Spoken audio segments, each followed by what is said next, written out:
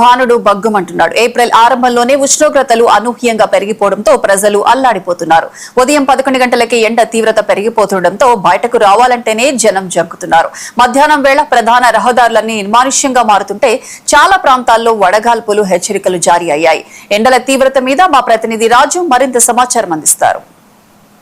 కడప జిల్లాలో ఎండల ప్రభావంతో ప్రజలు బెంబెలెత్తిపోతూ ఉంటున్నారు. ఈ ఎండల ప్రభావంతో బయటికి ఉదయం 10 ఎగుతూనే రావాలంటే ప్రజలు తీవ్ర ఇబ్బందులు పడుతున్నటువంటి పరిస్థితి అయితే కనపడుతుంది. గతం కంటే ఈ సంవత్సరం ఉష్ణోగ్రత కడప జిల్లాలో ఏ విధంగా ఉంది, మరి ఎండల ప్రభావంతో ప్రజలు ఎలాంటి ఇబ్బందులు పడుతున్నారన్న విషయాన్ని కొంతమంది ప్రజలు మనతో ఉన్నారు, వాళ్ళని అడిగి తెలుసుకుందాం. అలా చెప్పండి, గత సంవత్సరం కంటే ఈ సంవత్సరము మరి ఎండల తీవ్రతలు ఎలాగుంది? పోయిన సంవత్సరం కంటే ఈ సంవత్సరం ఎండల తీవ్రత ఎక్కువగానే ఉంది. కాబట్టి ప్రజలు కూడా చాలా ఇబ్బందికరంగా పడుతున్నారు.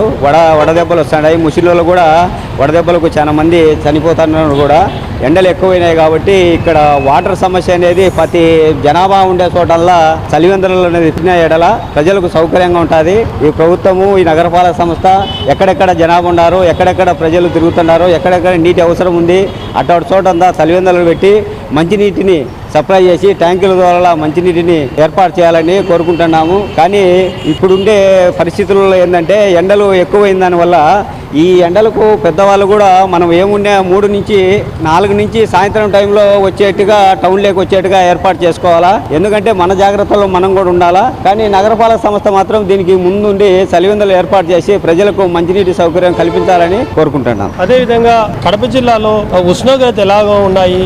ఈ ఉష్ణోగ్రతలు సమస్య వల్ల అధికారులు ఏమైనా స్పందించేటువంటి పరిస్థితి ఏదైనా కనపడుతుందా? కడప జిల్లాలో మనం చూసుకున్నట్లయితే ఉదయాన్నే 8:30 నుంచి వేడి అనేది మొదలవుతా ఉంది. ఉదయం నుంచి మధ్యాహ్నం 2-3 ప్రాంతానికి వచ్చేసరికి 35 నుంచి 40 సెల్సియస్ డిగ్రీలు నమోదవుతా ఉంది. ఈ ఎండలకు ప్రజలు తట్టుకోలేకపోతున్నారు. ఎందుకంటే జిల్లా కేంద్రాల నుంచి ఇక్కడ కలెక్టర్ ఆఫీస్కి అర్జీలు పెట్టుకునే కానీ, నగరపాలక సంస్థలు అర్జీలు పెట్టుకునే కానీ, లేదంటే జిల్లాలో ప్రతి మండలం కేంద్రంలో ప్రతి సోమవారం గ్రీవెన్సులు జరుగుతుంది. అర్జీలు పెట్టుకునే వాళ్ళు సమస్యలు పడిపోతున్నారు. ఎండలకు ఎక్కడంటే అక్కడ దిగుతారు, డబ్బులు ఉండదు, ఆటో ఎక్కడానికి నడిచిపోవాలి. అదే కాకుండా సిగ్నల్స్ దగ్గర ఆగాలి. కనీసం 1 నిమిషం నుంచి 1.5-2 నిమిషాలు టైం పడుతుంది. చిన్నపిల్లలు కానీ, మహిళలు కానీ, వృద్ధులు కానీ, అంతసేపు నడిచే వాళ్ళు కానీ, బైక్లలో వచ్చే వాళ్ళు కానీ వేచి ఉండాలంటే ఈ వేడికి తట్టుకోవడానికి సెలవు పందిర్లు అనేది వేయాలి సిగ్నల్ లైట్స్ దగ్గర. ప్రభుత్వం దానిపైన దృష్టి సారించలేం లేదు. అలాగే ఎక్కడ పడితే అక్కడ ప్రైవేట్ సంస్థలు కొన్ని ఒక 10 రూపాయలు వేస్తే 20 రూపాయలు వేస్తే మజ్జిగ బాటిల్, స్నాక్స్ కానీ, వాటర్ బాటిల్ కానీ వస్తున్నాయి. మరి పేద ప్రజలంతా చాలా మంది నడుచుకుని తిరుగుతుంటారు. వీళ్ళ దగ్గర ఉండి లేని పరిస్థితి ఉంటుంది. ఇంత టెక్నాలజీలో అట్లాంటి బాక్సులు పెట్టి ప్రభుత్వం మజ్జిగ ప్యాకెట్లు పెట్టి 1 రూపాయికి మజ్జిగ ప్యాకెట్ ఇవ్వండి, 2 రూపాయలకి చిన్న వాటర్ బాటిల్ ఇవ్వండి. అప్పుడు ప్రజలను ఆదుకున్నట్టుంటది. అదే కాకుండా అసలు ఉచితంగానే ప్రభుత్వం చొరవ తీసుకుని సంవత్సరం అంతా పెట్టదు కదా, 1 నెల లేదంటే 3 నెలలు 2 నెలలే కదా ఎండలు ఉంటాయి.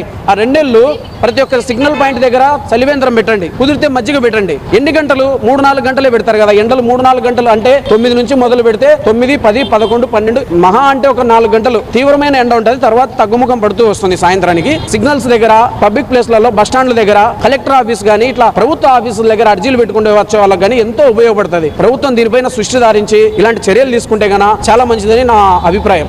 చెప్పండి, ఇక్కడ కడప జిల్లాలో ఎక్కువ ఎండ తీవ్రత ఉండడం వల్ల మరి ఇక్కడ ఉన్నటువంటి పరిస్థితుల్లో ప్రభుత్వం ఏమైనా చర్యలు చేపట్టేటువంటి పరిస్థితి ఉందా? దీనిపైన ప్రభుత్వము ఎందుకు స్పందించలేదు అనుకుంటున్నారు? ప్రధానంగా చూస్తే కడప నగరంలో అటు నగరపాలక సంస్థ కానీ, ఇటు పాలకవర్గం కానీ ఆయా సమస్యలను పట్టించుకునే పాపాన్ని అయితే పోవడం లేదు. మరో ముఖ్యంగా ఉదయం 8 నుంచి స్టార్ట్ చేస్తే సాయంత్రం 5:30 అయినా కూడా దాదాపు 45 డిగ్రీల సెల్సియస్ ఉష్ణోగ్రత ఉంది. ప్రధాన కూడలైనటువంటి 7 రోడ్స్, కోటెడ్ సర్కిల్, సంధ్యా సర్కిల్, కలెక్టర్ ఆఫీసు, పాత బస్ స్టాండ్, అటు హల్మాస్పేట సర్కిల్ మొదలుకొని ప్రతి ఒక్క చోట సెలవు పందిరులు వేసి ఏమి వడదెబ్బలు తగలకుండా హెల్త్ డిపార్ట్మెంట్ వాళ్ళు తగిన జాగ్రత్తలు తీసుకుని పసిపిల్లల నుంచి వృద్ధాప్యం వరకు ప్రతినిత్యం ఏదో ఒక పని మీద ఇక్కడికి కడప నగరానికి వచ్చే పరిస్థితి ఈ రోజు చాలా స్పష్టంగా కనపడుతుంది. అయ్యా ఇప్పటికైనా మించిపోయింది. నగరపాలక కమిషనర్ గారు కానీ, అటు హెల్త్ డిపార్ట్మెంట్ డిఎంహెచ్ఓ గారు కానీ, అటు ఎమ్మెల్యే మాధవరెడ్డి మేడం గారు కానీ చొరవ తీసుకొని ప్రజలకు కావాల్సినటువంటి చిన్న చిన్న సదుపాయాలు మీరు కల్పించి ప్రజల పక్షాన్ని నిలబడాలని ఈ సందర్భంగా మేము కోరుచున్నాం.